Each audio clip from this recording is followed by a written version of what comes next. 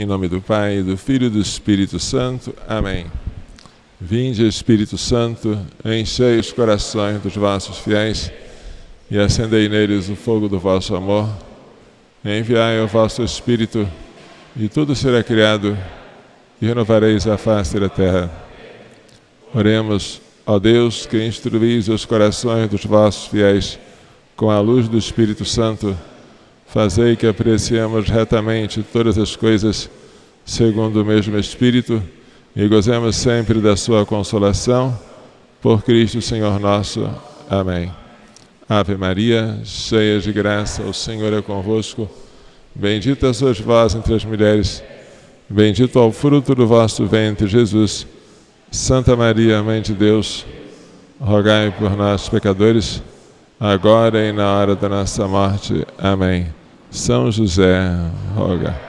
Santa Genevieve Mola. Coração Imaculado de Maria. Segundo Dom Manuel Pestana ensinou, Coração Imaculado de Maria, livrai-nos da maldição do aborto. Vamos aprender? Coração Imaculado de Maria, livrai-nos da maldição do aborto. Em nome do Pai, do Filho e do Espírito Santo. Amém. Podem se assentar. O meu tema será a procriação artificial ou fecundação artificial, de acordo com os documentos da Igreja. Em particular, a instrução Donum Vitae, da Congregação para a Doutrina da Fé, em 1987, e a instrução Dignitas Personae, da mesma Congregação para a Doutrina da Fé, em 2008. As duas instruções estão separadas por quase 20 anos, né? E nesse tempo, muita coisa mudou. A segunda serviu para atualizar a primeira, sem modificá-la, mas para atualizar. Então, o assunto da procriação artificial começou a ser tratado de maneira particular em 87. Esta instrução Donum Vitae, para minha tristeza, não se encontra nem na Paulus, nem na Vozes. E eu fiquei pensando, o que houve? Porque esse livro aqui, essa instrução é essencial. Sem ela você não consegue responder questões atualíssimas de bioética. Se ninguém vende, é porque os seminários não compram, os seminaristas não estudam. Então há uma ignorância generalizada nesse tema. Quem não sabe ou ensina mal, ou então não ensina. Então eu quero que vocês prestem atenção, porque o que eu vou falar para vocês é nada mais do que um pedacinho de uma apostila de bioética do curso que nós damos lá em Anápolis. Por procriação artificial ou fecundação artificial, entende-se aqui os diversos procedimentos técnicos que visam obter uma concepção humana diversa da união sexual do homem e da mulher. Tá. Eu acabei de ler a instrução Donum Vitae no seu número 2, introdução. Isso. Então, em vez de você obter uma concepção pela união sexual entre um homem e uma mulher, você quer obter por outros meios, que não sejam através do ato conjugal. Isso se chama procriação artificial, ou fecundação artificial. A instrução Donum Vitae trata de dois tipos, da fecundação in vitro e da inseminação artificial. A fecundação in vitro é a fecundação de um óvulo da mulher em proveta e a transferência do embrião concebido para o interior do útero da mulher. Então você colhe o óvulo da mulher, colhe o espermatozoide do homem, faz com que os dois se juntem numa proveta de laboratório. Aí eles se tornam um ovo ou zigoto, um ser humano com uma alma espiritual e imortal. este embrião de uma única célula começa a se multiplicar. Depois de alguns dias, ele é então implantado no útero por meio de uma cirurgia. Às vezes, a maioria das vezes, ele não se implanta.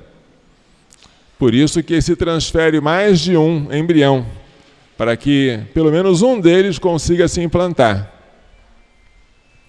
Essa é a fecundação in vitro. In vitro quer dizer no vidro, né? No tubo de ensaio, esses tubos onde se fazem experiências químicas. A inseminação artificial é diferente da fecundação in vitro. Ela é a transferência nas vias genitais da mulher do esperma previamente recolhido. Você primeiro recolhe o esperma do homem e introduz de modo artificial nas vias genitais da mulher. A concepção se dá dentro da mulher, mas se dá sem que haja união sexual.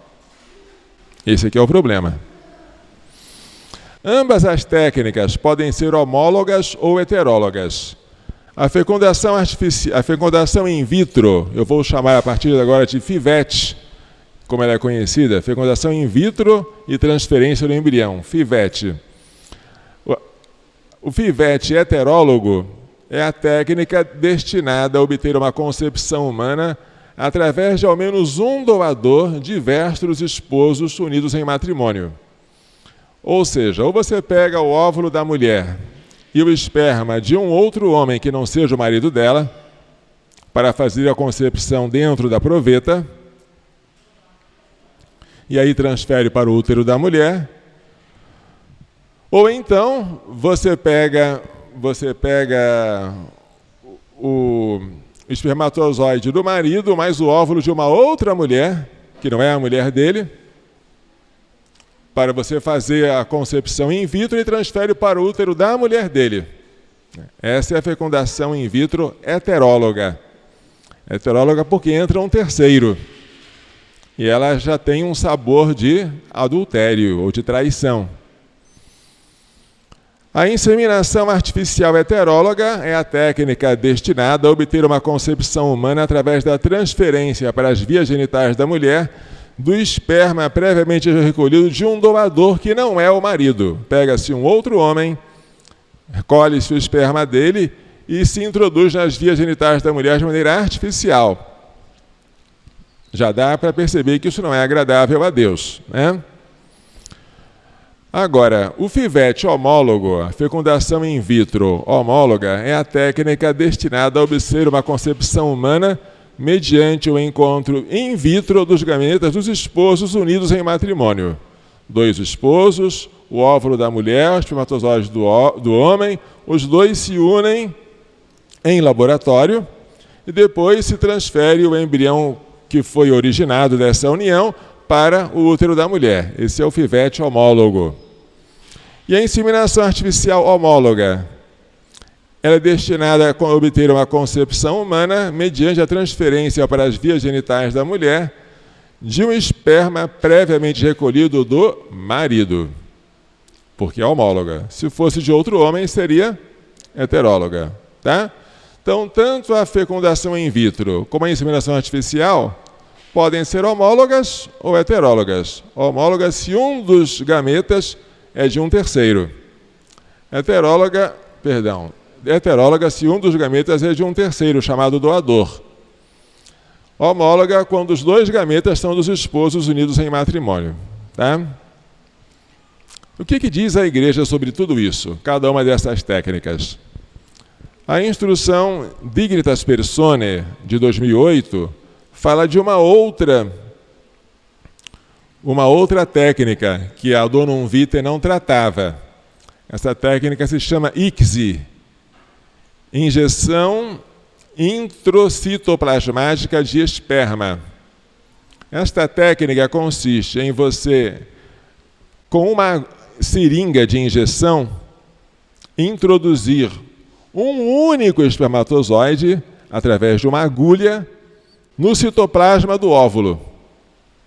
Só um espermatozoide, através de uma agulha, você introduz no citoplasma do óvulo.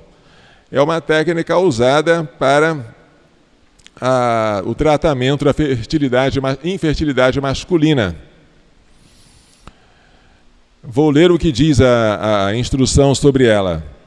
Semelhante quase em tudo a outras formas de fecundação in vitro, diferencia-se dessas porque a fecundação não é feita espontaneamente em proveta, mas mediante a injeção no citoplasma do óvulo de um espermatozoide individual previamente selecionado. Bem, esta ICSI também é uma fecundação artificial. Só que você não deixa os gametas sozinhos se encontrarem. Você escolhe qual espermatozoide e força-o a entrar naquele óvulo. Vocês já podem perceber que uma coisa aqui não acontece. A seleção natural de espermatozoides. Quando há muitos espermatozoides disputando um óvulo, costuma vencer o melhor. Aqui não. É o técnico do laboratório quem escolhe um e introduz lá. Né? Já se vê que é uma coisa antinatural, entre outras coisas. Isso é um detalhe. Bem, a malícia das técnicas heterólogas é maior. E eu vou ler para vocês o Catecismo, número 2376. Essas técnicas, inseminação e fecundação artificial heterólogas, lesam o direito da criança de nascer de um pai e de uma mãe conhecidos dela e ligados entre si pelo matrimônio. Eles traem o direito exclusivo dos esposos de se tornar pai e mãe somente um por meio do outro. Tá bom. Quanto às heterólogas, eu espero que não precise de muita explicação, porque elas são realmente repugnantes, porque entra em ação um terceiro, que não é nem o marido nem a mulher. Mas até as técnicas homólogas são más. Por quê? Diz o Catecismo. Elas dissociam o ato sexual do ato procriador. O ato sexual é aquela união física entre os esposos. E é o único meio que Deus escolheu para que se possa ter filhos. Pelas técnicas homólogas, você quer fabricar o filho fora desse ato. Dissociam o ato natural do ato procriador. Na anticoncepção, o pecado está em você querer a união sem querer a procriação. Você separa o significado unitivo do significado procriador do ato conjugal, que não pode. Esse é o pecado da anticoncepção. Mas nas técnicas de procriação artificial homólogas, você faz o contrário. Você quer a procriação, mas sem a união. De maneira inversa, você também dissocia os dois significados do ato conjugal. O ato fundante da existência dos filhos já não é um ato pelo qual duas pessoas se doam uma à outra, o ato sexual, mas um ato que remete a vida e a identidade do embrião para o poder dos médicos e biólogos e instaura um domínio da técnica sobre a origem e destinação da pessoa humana. Tal relação de dominação é por si contrária à dignidade e à igualdade que devem ser comuns aos pais e aos filhos. Catecismo da Igreja Católica, número 2377. Se você comparar a anticoncepção com a fecundação artificial homóloga, heteróloga nem se fala, você vê que há uma semelhança entre elas. Vou ler para você aqui o que diz a Donum Vitae, número 2, letra B, item 4. A contracepção priva intencionalmente o ato conjugal de sua abertura à procriação e, dessa forma, realiza uma dissociação voluntária das finalidades do matrimônio. A fecundação artificial homóloga, a heteróloga nem se fala, buscando uma procriação que não é fruto específico de um ato de amor conjugal, realiza objetivamente uma separação análoga entre os bens e os significados do matrimônio. Portanto, prossegue a instrução Donum Vitae, a fecundação é querida licitamente quando é termo de um ato conjugal de per si apto para a geração da prole, ao qual por sua natureza se ordena o matrimônio, e com os quais os cônjuges se tornam uma só carne. Mas do ponto de vista moral, a procriação é privada de sua perfeição própria quando não é querida como fruto do ato conjugal, isto é, do gesto específico de união dos esposos. O que vocês concluem daqui? Que o ato conjugal é insubstituível. Vou repetir agora o que diz ao Donum Vitae sobre isso. Nada pode substituir o ato conjugal. Você pode auxiliar a natureza, mas não pode substituí-la. Você pode fazer com que o ato conjugal, que está com dificuldade de atingir o seu fim, a procriação, você pode ajudá-lo a fazer com que ele complete a sua finalidade procriadora. Isso não é pecado. Ajudar é uma coisa, substituir é outra. A consciência moral, estou lendo ao Donum Vitae, não proíbe necessariamente o uso de alguns meios artificiais destinados unicamente ou a facilitar o ato natural, ou a fazer que o ato natural normalmente realizado atinja o seu fim próprio. Se o meio técnico facilita o ato conjugal ou ajuda a atingir os seus objetivos naturais, ele pode ser moralmente aceito. Sempre que, ao contrário, a intervenção se substituir ao ato conjugal, ela é moralmente ilícita. Acabei de ler o que eu havia explicado para vocês, da Donum Vitae.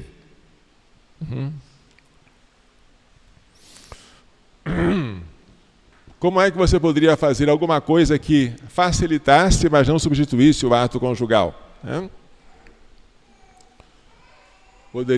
Poderia acontecer que após o ato conjugal naturalmente praticado, você recolhesse, aspirasse a uma parte do esperma que ficou nas vias genitais da mulher e aí fizesse um tratamento desse esperma para depois reintroduzir na mulher, a fim de que ele tivesse maior chance de encontrar o óvulo. Aí você não substituiu o ato conjugal, mas você ajudou a ele chegar à sua finalidade natural. Isso é possível. A ICSI, que nós falamos, aquela injeção intracitoplasmática de esperma, também é ilícita, e isso nós vemos na Dignitas Personae, número 17. Como a fecundação in vitro, de que constitui uma variante, a ICSI é uma técnica intrinsecamente ilícita, porque realiza uma completa dissociação entre a procriação e o ato conjugal. Tá? Agora sobre a inseminação artificial homóloga. A inseminação artificial homóloga, dentro do matrimônio, não pode ser admitida. Você não pode pegar o sêmen do marido e introduzir nas vias genitais da mulher, da própria mulher, sem ato conjugal, não. Com exceção do caso em que o meio técnico resulte não substitutivo do ato conjugal, mas se configure como uma facilitação e um auxílio para que atinja a sua finalidade natural. É aquele caso que eu acabei de falar. O ato sexual é realizado, depois você insemina, só para facilitar. A inseminação artificial substitutiva do ato conjugal é proibida, em razão da dissociação voluntária exercida entre os dois significados do ato conjugal. Quais são os dois significados? O unitivo e o procriador. Agora, além disso, além de em si mesmas essas técnicas, tanto as heterólogas quanto as homólogas sejam ilícitas, além disso há agravantes. Um dos agravantes é que a masturbação é o meio ordinário de se obter o esperma. A masturbação, mediante a qual se obtém normalmente o esperma, é outro sinal de tal dissociação. Também, quando é efetuado em vista da procriação, o gesto permanece privado do seu significado unitivo. Falta-lhe a relação sexual exigida pela ordem moral, aquela que realiza, no contexto de um verdadeiro amor, o sentido integral da doação mútua e da procriação humana. Donum Vitae, número 2, letra B, item 6. Masturbação, mesmo quando feita com boa intenção, a intenção para obter o esperma, para fazer de boas intenções, o inferno está cheio. E o fim não justifica os meios. Catecismo falando sobre a masturbação. Na linha de uma tradição constante, tanto o magistério da Igreja como o senso moral dos fiéis afirmaram sem hesitação que a masturbação é um ato intrínseco e gravemente desordenado. Qualquer que seja o motivo, o uso deliberado da faculdade sexual fora das relações conjugais contradiz essencialmente a sua finalidade. Catecismo número 2352. Masturbação não pode ser usada, por exemplo, para fazer um exame pré-nupcial de espermograma. Não pode. Infelizmente, quando os noivos querem fazer isso, não sei para que fazem. Sinceramente, eu não entendo o motivo. Porque se o exame for negativo, ele vai se casar do mesmo jeito. Já viu alguém desistir de se casar porque descobriu que era estéril? Bem, então podia fazer isso depois de casado. Mas quando vão fazer isso como solteiro, habitualmente alguém do hospital manda que ele vá para um lugar isolado, onde existe uma revista pornográfica, para ele se masturbar e obter o esperma. Essa é a realidade. E é horrível, nojento e altamente pecaminoso. Existiria um meio lícito de você obter esperma para fazer exame, que seria, por exemplo, uma picada com uma agulha no epidídimo. O epidídimo é um canal que fica por cima dos testículos, onde os espermatozoides ficam temporariamente armazenados. Dá para fazer isso, só que é mais doloroso. Mas eu não vejo muita finalidade, com sinceridade. A não ser que vocês venham uma noiva muito exigente. Eu só caso com você se você for fértil. Faça o exame. Senão, o casamento será nulo. Uma coisa assim. Mas eu acho que uma noiva dessas não vale a pena casar com ela, não, vale? Assim? É.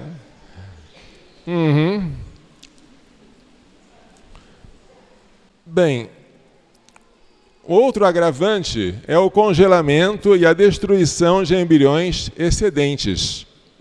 Por quê? Diz a Donum Vitae, a consolidação da prática da fecundação in vitro exigiu inúmeras fecundações e destruições de embriões humanos. Ainda hoje, pressupõe habitualmente uma hiperovulação da mulher.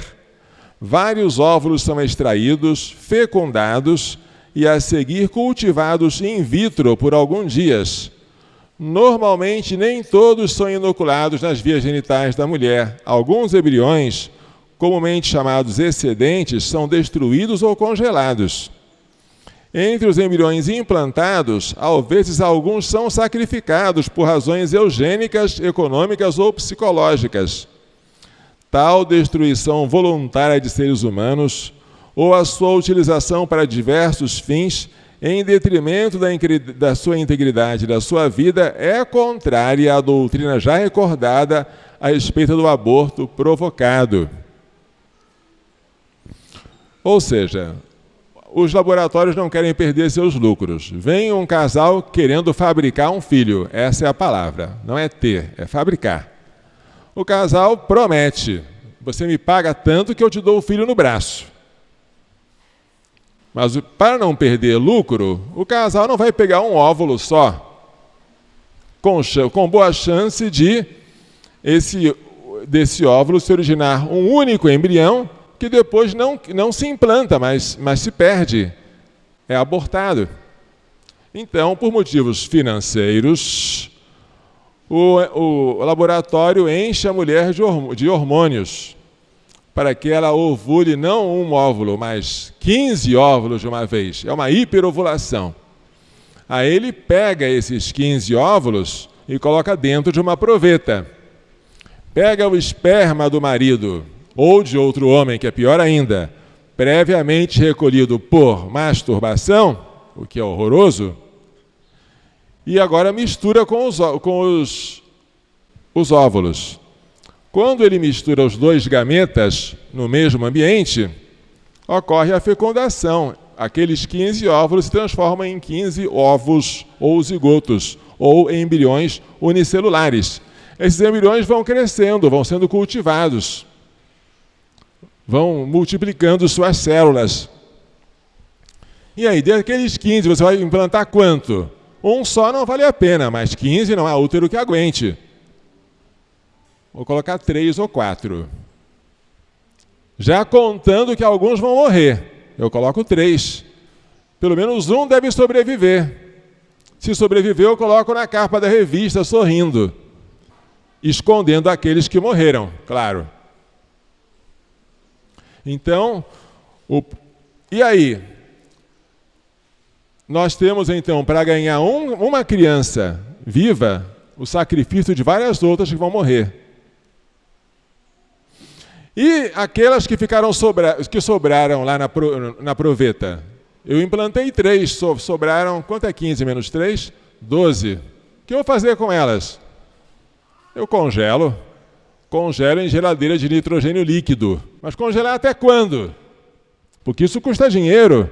Até quando o casal quiser que implante no útero da mulher um novo conjunto de embriões, para que um deles também seja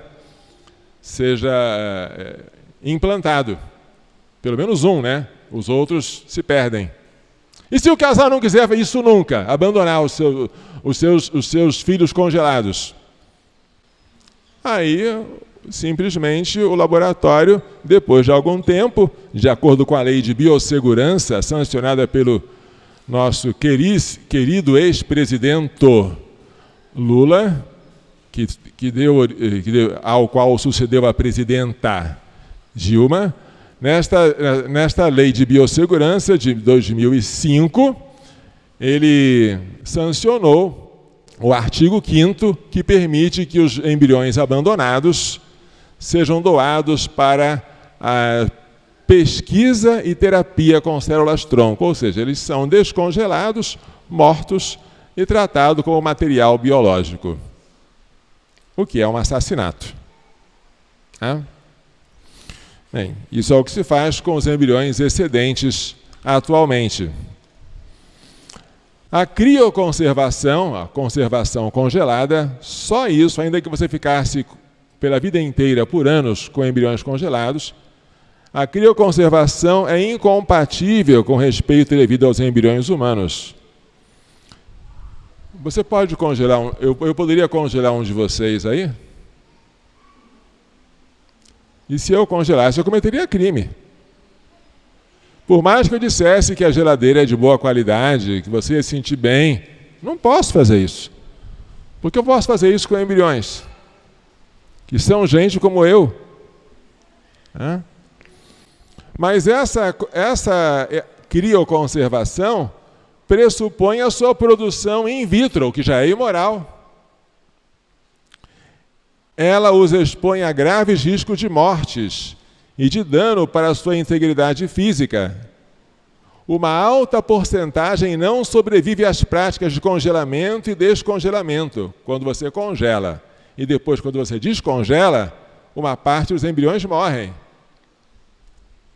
ao menos temporariamente, ela os priva do acolhimento e da gestação materna e os põe numa situação suscetível de ulteriores ofensas e manipulações.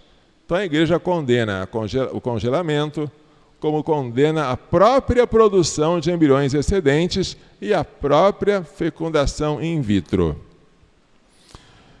Bem, mas tem outros agravantes. Eu falei da masturbação, falei da crioconservação dos embriões excedentes. Vou falar agora da redução embrionária. O que é isso? Algumas técnicas, eu estou sempre citando documentos da igreja. Estou lendo aqui a Dignitas Personae. Algumas técnicas usadas na procriação artificial, sobretudo a transferência de mais embriões para o seio materno, têm dado lugar a um aumento significativo da percentagem de gravidezes múltiplas. Eu disse que você não transfere um embrião só, você transfere de 3 para cima. 4. Pode acontecer o azar de os 4 se implantarem. E aí? Acontece. Aí eles têm uma solução, é a chamada redução embrionária. Eles matam os que você não quer. Matam 3 e deixam 1. Colocam uma injeçãozinha no coração deles para que eles morram mumificados. Vocês não estão gostando não? Querem que eu pare? Tem gente franzindo da testa, acho que vão passar mal daqui a pouco, né? Essa é a realidade, não é agradável não, mas essa é a chamada redução embrionária. E aí, daqueles 4, nasce apenas 1, ou quantos a mulher quiser suportar naquele útero.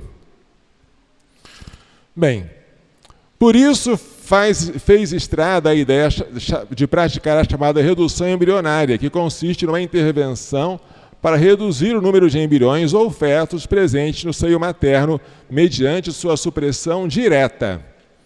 Do ponto de vista ético, a redução embrionária é um aborto intencional seletivo. Trata-se de fato de eliminar deliberada e diretamente um ou mais seres humanos inocentes na fase inicial da sua existência e, como tal, constitui sempre uma desordem moral grave. Dignitas Personae, número 21. Um outro agravante é o diagnóstico pré-implantatório. O diagnóstico pré-implantatório é uma forma de diagnóstico pré-natal ligada às técnicas de fecundação artificial, que prevê o diagnóstico genético dos embriões humanos formados in vitro antes da sua transferência para o seio materno. Realiza-se com o objetivo de ter certeza de transferir para a mãe só embriões sem defeitos ou de um determinado sexo ou com determinadas qualidades particulares. O diagnóstico pré-implantatório, sempre ligado à fecundação artificial, por si intrinsecamente ilícita, visa, na realidade, a seleção qualitativa com a consequente destruição dos embriões, que se configura uma prática abortiva precoce. Você seleciona entre aqueles 15 os melhores, os que você acha que são melhor. Eu quero um menino, tem que ser de olhos como é que é? Olhos azuis e louro. Vamos supor que você pudesse, através de um microscópio, selecionar essa qualidade, né? Boa saúde e tal. E os outros? Os outros eu jogo fora.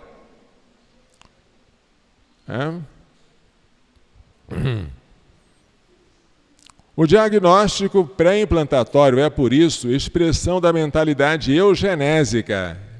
Eugenia é a teoria de você querer melhorar a raça, destruindo os que são defeituosos. Mentalidade eugenésica, que aceita o aborto seletivo para impedir o nascimento de crianças afetadas por vários tipos de anomalias. Semelhante mentalidade é ignominiosa e absolutamente reprovável, porque pretende medir o valor da vida humana apenas segundo os parâmetros da normalidade e bem-estar físico, abrindo assim a estrada à legitimação do infanticídio e da eutanásia. Você vai selecionar para quê? Porque você quer um bebê de alta qualidade. É pelo mesmo motivo que quando você faz ultrassom e percebe que o neném tem síndrome de Down, você pede um aborto. Porque você não quer a criança em si mesma. Você quer a criança pela qualidade que ela te dá, pela vantagem que ela te oferece. Isso não é amor. Você está tratando o filho como uma mercadoria. Mercadoria boa você aceita, amar você devolve. Filho não. Filho você aceita todos. Tem que aceitar todos. Então você não pode fazer nada para curar uma pessoa que seja infértil, porque essas técnicas aí visam curar a infertilidade, assim eles dizem. O que responde a Igreja no Catecismo, número 2375? As pesquisas que visam diminuir a esterilidade humana devem ser estimuladas, sob a condição de serem postas a serviço da pessoa humana, de seus direitos inalienáveis, de seu verdadeiro bem integral, de acordo com o projeto e a vontade de Deus. A instrução Donum Vitae fala de uma coisa muito bonita aqui. No que se refere à cura da infertilidade, as novas técnicas médicas devem respeitar 3 bens fundamentais. Primeiro, o direito à vida e à integridade física de cada ser humano, desde a concepção até a morte natural. Então, por aí se excluem a destruição e a manipulação de embriões humanos. Segundo, respeitar a unidade do matrimônio, que comporta o direito recíproco de os cônjuges tornarem-se pai e mãe somente através um do outro. Assim se excluem as técnicas que são heterólogas, porque entra um terceiro. E por fim, deve-se respeitar os valores especificamente humanos da sexualidade, que exigem que a procriação de uma pessoa humana deva ser buscada como fruto do ato conjugal específico do amor entre os esposos. Aí se excluem as técnicas mesmo homólogas que substituem o ato conjugal. A técnica nunca pode substituir, pode só facilitar o ato conjugal e as suas consequências. Um verdadeiro tratamento da infertilidade pode ser obtido através do método Billings, que propicia um melhor conhecimento dos ciclos de fecundidade para que o casal escolha o dia exato em que há maior probabilidade de procriação. E existe também um outro método chamado naprotecnologia, tecnologia procriadora natural, que recorre a todas as disciplinas relativas à procriação, observação da fertilidade, tratamentos médicos, intervenções cirúrgicas. Ela tem uma taxa de sucesso superior às técnicas que substituem o ato conjugal. Essa naprotecnologia é coisa nova, mas já está tendo um sucesso grande. Ela recorre a tudo que for possível sem substituir o ato conjugal, para ajudar a detectar de onde vem a esterilidade, e assim curar, e assim fazer com que o ato conjugal se torne fecundo. Vocês podem encontrar isso na internet, no site naprotechnology.com, em inglês, infelizmente. Por fim, o filho não é algo devido, mas é um dom de Deus.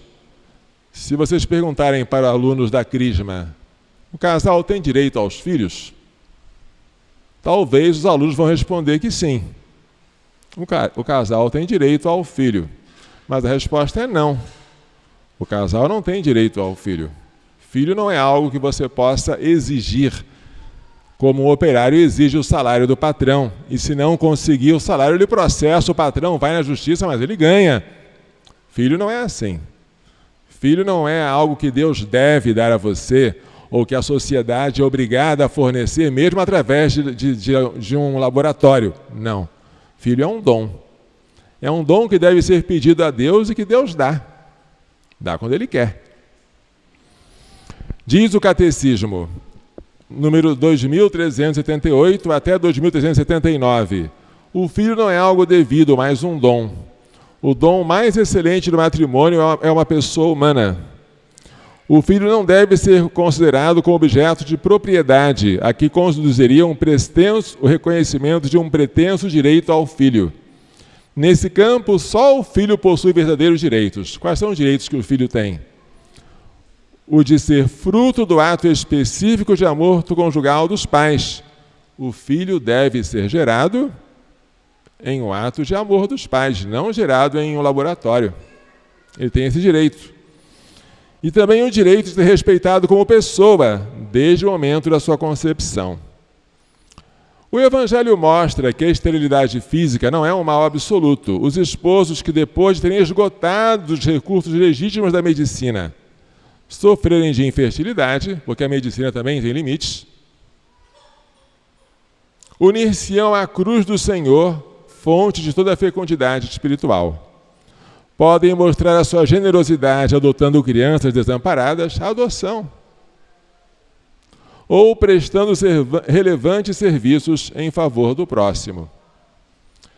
Os filhos biológicos não são tudo, gente. Não são tudo. Todos nós temos que ser pai e mãe, inclusive os padres e as freiras. Vocês me chamam de padre e também dão esse nome ao padre Anacleto, porque nós somos pais. Padre quer dizer pai.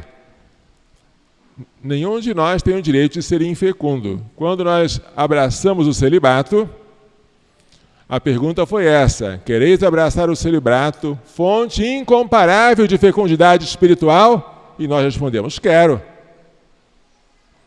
O que a gente não pode é chegar na presença de Deus de mãos vazias. Temos que dar frutos. Temos que ter filhos, sejam biológicos ou espirituais. Mas temos que produzir os frutos que Deus nos mandou dar, certo? Dúvidas? Perguntas?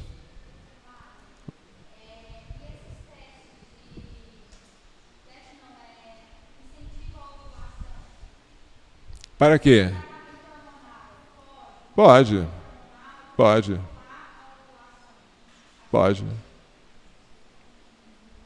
Se o problema é a ovulação que é irregular ou que está faltando, você estimula artificialmente para ajudar o que falta à natureza, né?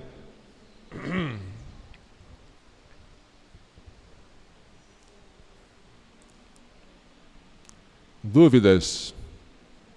Perguntas? Reclamações? Ameaças? Senhora?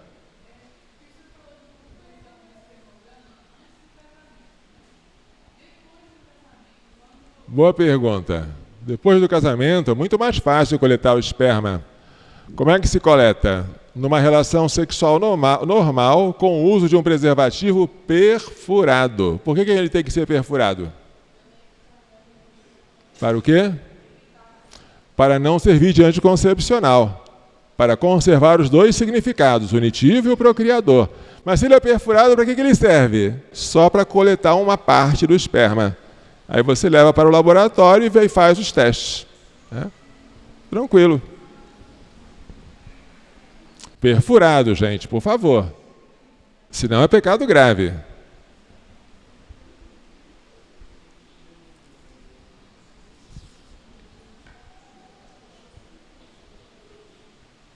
Acabaram-se as dúvidas, né?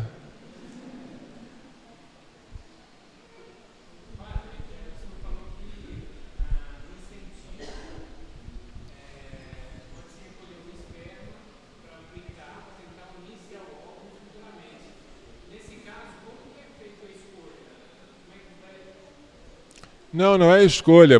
Você pode, por exemplo, colocar o esperma num centrifugador. De modo que aí você selecione aqueles que ficam mais na periferia e daqueles que ficam no centro, né? Para saber quais que são mais ágeis. Ou que aqueles. Eu estou chutando, porque é como me falaram. Eu nunca me dediquei a isso especificamente, né? Mas que em tese seria possível, seria fazer alguma coisa assim. Nunca ouvi dizer que alguém tenha feito, né? Mas não seria pecado.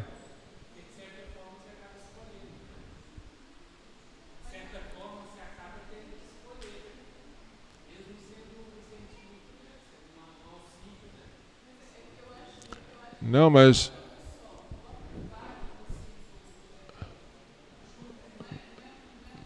Você não vai pegar um só, não. Você vai pegar aqueles que estão naquela região, né? Que tem mais probabilidade de...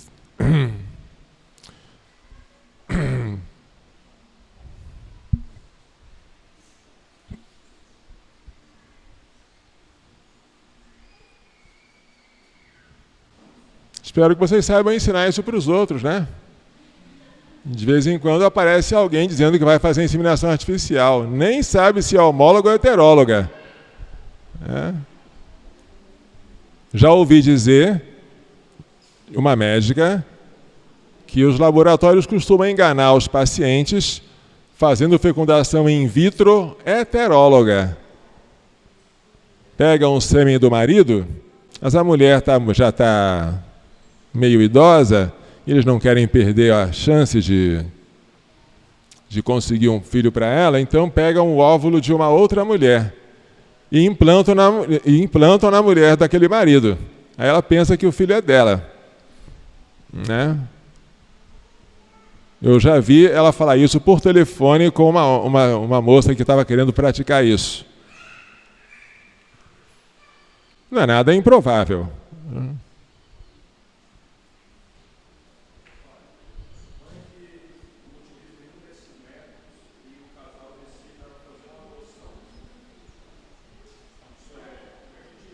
Claro, permitido e elogiado pela igreja, né? Se quiser fazer mais de uma adoção, melhor ainda. Só não pode demorar muito, né, dona Renata? Ela está reclamando aqui que está na hora de quê? Do almoço, né? Então vamos nos dedicar a outros alimentos que não os espirituais atualmente. Vamos rezar então para agradecer a Deus. Em nome do Pai, do Filho e do Espírito Santo. Amém. Nós vos damos graças, Senhor nosso Deus, por todos os vossos benefícios, vós que viveis e reinais pelos séculos dos séculos. Amém. Ave Maria, cheia de graça, o Senhor é convosco. Bendita sois vós entre as mulheres, bendito é o fruto do vosso ventre, Jesus. Santa Maria, Mãe de Deus, rogai por nós, pecadores, agora e na hora da nossa morte. Amém. O Senhor esteja convosco. Abençoe-vos Deus Todo-Poderoso, Pai, Filho e Espírito Santo.